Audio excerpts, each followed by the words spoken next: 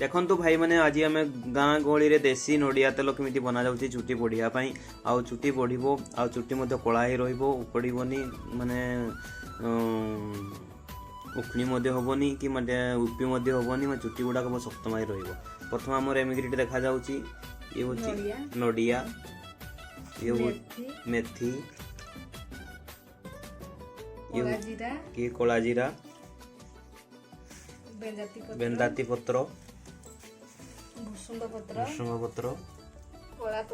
कला तुलसी मंदार पत्र मंदार फूल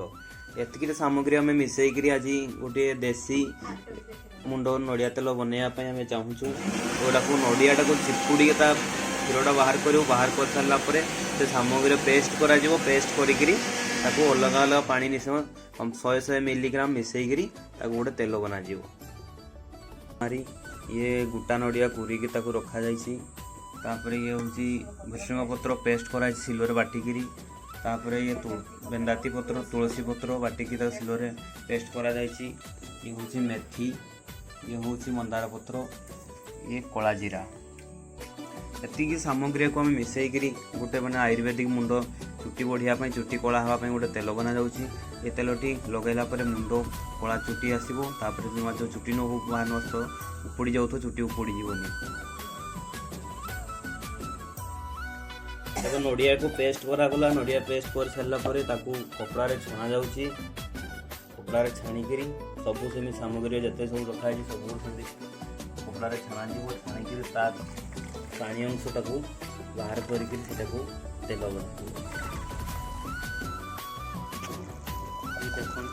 देखु सब जिन गुड़ा मिसे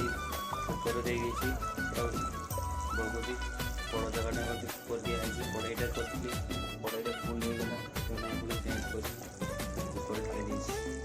देखु आज्ञा तेल जो होगा तेल है गोटे बेलाटे तेल बाहरी सप्ताह को 2 थर यूज करेंगे संध्या टाइम लगे मालिश करेंगे मसाज करेंगे अधा घंटा के मसाज कर रखीदे ना गाधे पूर्व मसाज लगे अधा घंटा पूर्व तार मुंड को भल भाव धोईदे सप्ताह 2 थर यूज करेंगे साबुन व्यवहार यूज करेंगे साबुन यूज करेंगे सप्ताह को 2 थर तेल लगे गोटे थर यूज सप्ताह को साबुन कि शैम्पू यूज करेंगे। मोर भिडियोटी जब भल लगी तो लाइक एंड शेयर करूँ आ तेलटी को आप व्यवहार कर यूज करूँ कमेंट बॉक्स में जनातु।